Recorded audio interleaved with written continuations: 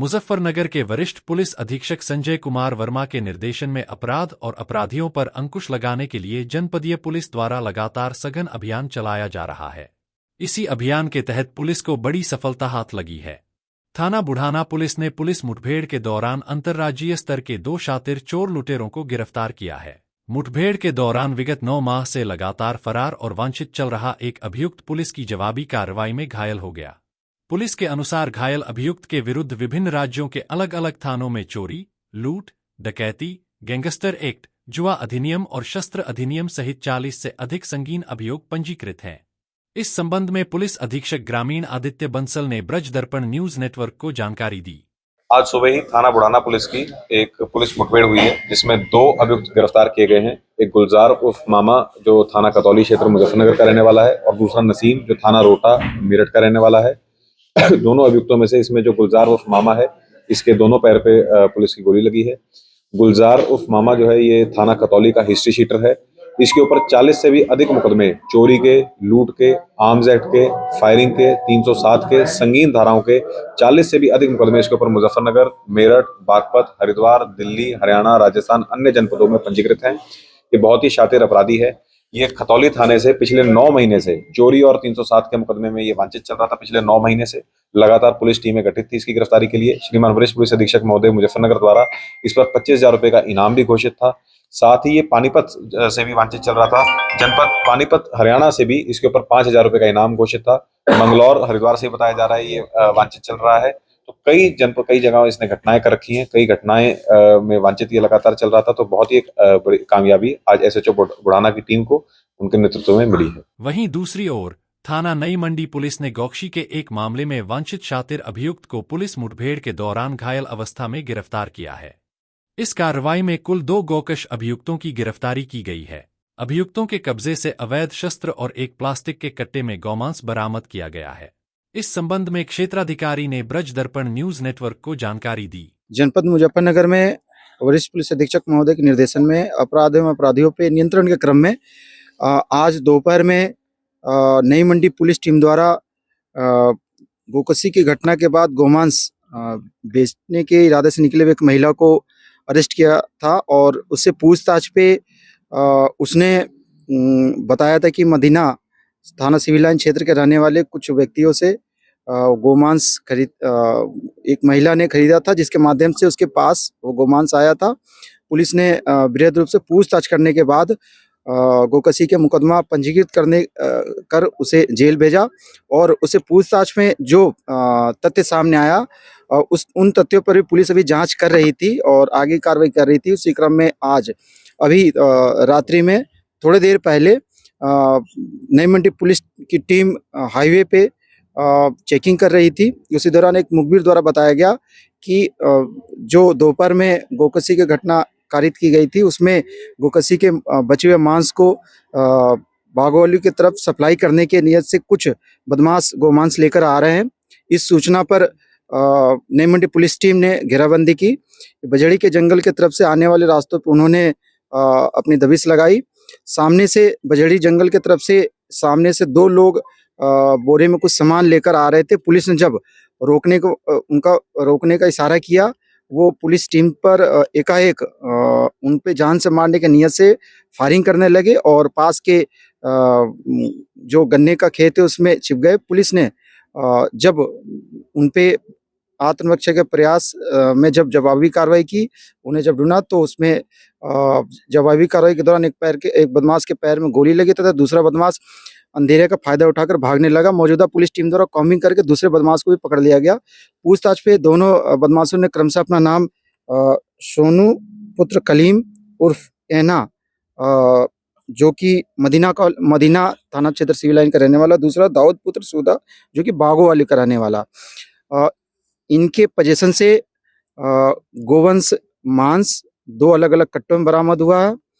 315 bore के अलग अलग देसी तमंचे बरामद हुए, जिंदा खोखा कारतूस बरामद हुआ। इन्होंने पूछताछ पे ये स्वीकार किया है कि ये गोकशी के घटना में सक्रिय काफी समय से थे और ये बजड़ी के जंगलों में इस बीते रात को गोकशी की घटना कारित की थी। और ये साथ में सोनू, नदीम, महबूब और मुन्ना जो कि मदीना का रहने वाले हैं। ये एक साथ घटना करते हैं और बागोवाली में एक बेबी नाम की महिला है, उसे गोवंश देते हैं बेचने के लिए, वो महिला आगे सप्लाई करती है। बहरहाल इस घटना में ये जो 2 सप्लाई करने वाले इनको बदमाशों को पुलिस ने गोवंश मांस के साथ बरामद किया। अभी इसमें जिन व्यक्तियों द्वारा गोकशी की घटना कारित की गई थी, उन्हें पुलिस ने वांटेड कर रखा। शीघ्र ही उन पे विधिक कार्रवाई करते उन्हें अरेस्ट किया जाएगा।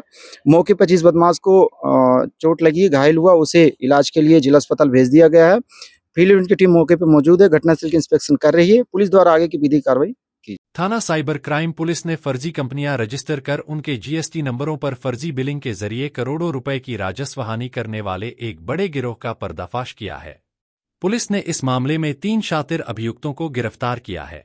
गिरफ्तार अभियुक्तों के कब्जे से 6 mobile phone, 5 laptop, 1 hard disk, 1 internet dongle, 3 rubber stamp मोहर, 1 chequebook, 12 digital signature, DSC, USB, 2 keyboard, 2 printer, 3 laptop charger, 1 Creta car, Aadhaar card, PAN card, SIM card और 34 फर्जी जीएसटी फर्मों से संबंधित दस्तावेज बरामद किए गए हैं। इस संबंध में पुलिस अधीक्षक अपराध इंदु सिद्धार्थ ने ब्रज दर्पण न्यूज नेटवर्क को जानकारी दी। देखिए, ये साइबर टीम जो है जो जनपद में जीएसटी के अभियोग पंजीकृत हैं, उनकी नोडल ऑफिसर एसपी क्राइम के रूप में मैं नोडल ऑफिसर की भूमिका में हूं। और ये हमारी साइबर टीम ने जो है एक गुड वर्क किया है। इसमें जो है जो मुकदमे पंजीकृत जीएसटी के प्रकरणों में सरकार को आर्थिक रूप से नुकसान पहुंचाना और रॉन्गली आईटी करने का मामला प्रकाश में आया था, जिसको हम लोगों ने टेक्निकली सबूतों को, साक्ष्यों का एकत्रीकरण किया। और उसके बाद आज ये 3 अभियुक्त अफजल, मोनिश और हाफिज जो हैं वो गिरफ्तार किए गए हैं, जिसमें हाफिज और मोनिश ये दोनों सीए और अकाउंटेंट का काम करते हैं।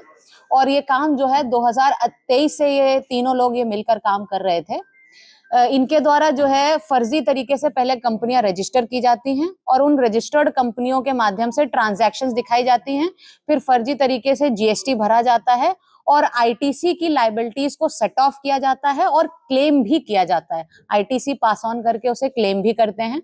तो इस तरह से ये जीएसटी की चोरी करके जो है सरकार को और भारतीय अर्थव्यवस्था को नुकसान पहुंचाने के लिए का ये काम कर रहे हैं। देखिए, ये पहले ही अक्टूबर सितंबर मंथ में जो है जीएसटी के अधिकारियों द्वारा ये मुकदमे पंजीकृत कराए गए थे हमारे विभिन्न थानों में, जिसमें जांच के क्रम में ये सारी चीजें प्रकाश में आई हैं, जिसके बाद ये 3 अभियुक्त गिरफ्तार हुए हैं। जो 2 अकाउंटेंट हैं उसमें से एक एलएलबी पास है, एक एलएलबी कर रहा है और दोनों ही सीए एंटर का कोर्स कर रहे हैं, मतलब सीए आधा सीए हो चुका है। और जो तीसरा अभियुक्त है जो ये सारी फर्मों को क्रिएट करता है, उसका नाम अफजल है, जो 5वीं पास है। अभी हमारे पास जो डेटा आया है उसमें लगभग 34 फर्मों के डॉक्यूमेंट हमारे पास मौजूद हैं। इसके अलावा भी इनके मोबाइल और लैपटॉप पर जब हमने अवलोकन किया है तो 100 से अधिक फर्मों का डेटा और उनसे रिलेटेड जीमेल आईडीज, उनसे रिलेटेड आधार पैन नंबर्स, उनसे रिलेटेड बिल जो बने हैं, ई-वे बिल बने हैं, उन सब का डेटा इनके मोबाइल नंबर्स पर और इनके जीमेल आईडीज पर, इनके लैपटॉप्स पर सुरक्षित है, जिसे एनालिसिस के लिए भेजा जा रहा है। इनका कोई एक पर्टिकुलर ठिकाना नहीं है।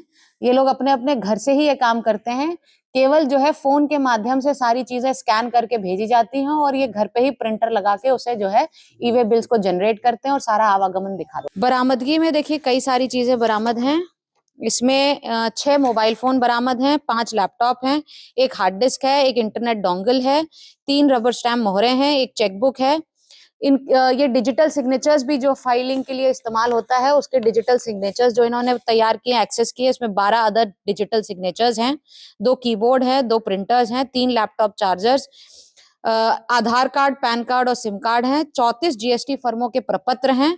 इसमें मैं एक और बात बता दूं, एक क्रेटा गाड़ी भी बरामद की गई है और जानकारी के अनुसार ये हो रहा है कि अफजल जो है वो कई मकानों का कई सारे मकानों का मालिक है और कई गाड़ियों का भी मालिक है, जिस पर समीक्षा चल रही है, जो इसने किसी और के नाम पर खरीद कर जो ये चला रहा है। बिल्कुल बिल्कुल इनकी संपत्तियों को भी ट्रेल किया जा रहा है और फिर ये संपत्ति जब्तीकरण की कार्रवाई भी कराई जाएगी। आज के डेटा जो जीएसटी ने हमें उपलब्ध कराया है वो लगभग 42 करोड़ रुपए उन्होंने उपलब्ध कराया, 42 करोड़ प्लस उपलब्ध कराया है। पर ये केवल 34 फर्मों का डेटा है। हमारे पास मोबाइल्स में 100 से अधिक फर्मों के बारे में जानकारी है, तो और डेटा भी एकत्रण किया जाना है, तो ये संख्या भी बढ़ेगी।